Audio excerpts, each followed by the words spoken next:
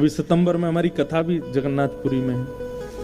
तो मैंने कहा आपकी बड़ी कृपा है कि आप दास को बुलाते रहते हैं, भोजन प्रसाद सब प्रेम से पा रहे हैं आप, श्रृंगार खूब बढ़िया करके। माँ ने कुछ कहा था, वो पूछा, मैंने कि माँ प्रभु जी ऐसा ऐसा कुछ भाव माँ का है, सब आपको जैसे रुचिकर लगे आप आज्ञा देना।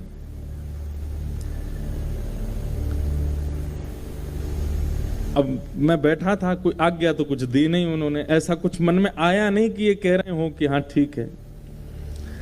इतने में ही वो पंडा पुजारी जी आए, चलो चलो चलो हरि हरि बोलो, हरि हरि बोलो, चलो उठाने लगे। मैंने कहा आपने कुछ संकेत तो दिया नहीं, हम कुछ पूछ रहे थे, उसका एक संकेत, शुभ संकेत तो दे दो। तो मैंने मन में विचार किया कि ये पुजारियों के हाथ में जो डंडी लगी रहती हैं, 2 डंडियां लगी रहती हैं, उसको ऐसे मारते हैं सिर पे।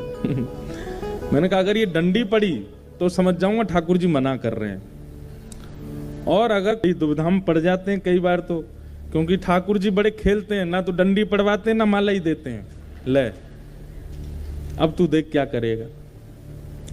तो बस जैसे ही मंदिर से निकलने का भाव आया, अब मैं पीछे मुड़ मुड़ के, देखते ही इतने से हैं, एक तो बाहर से देखो इतने ही दिखते हैं, यहाँ के जगन्नाथ जी तो फिर भी इधर वालों को तो दिख रहे होंगे, इधर वालों को तो कैसे इतने ही दिख रहे होंगे। तो मैंने कि संकेत दे दो कुछ।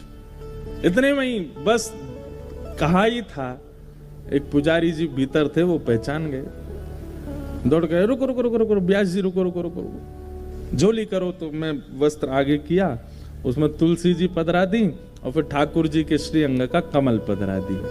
लो ऐसे हमारे ठाकुर जी हैं श्री जगन्नाथ जी। तो ठाकुर जी ऐसा नहीं कि कान में आके कुछ कहते होंगे या आपको बैठा के बोलते होंगे,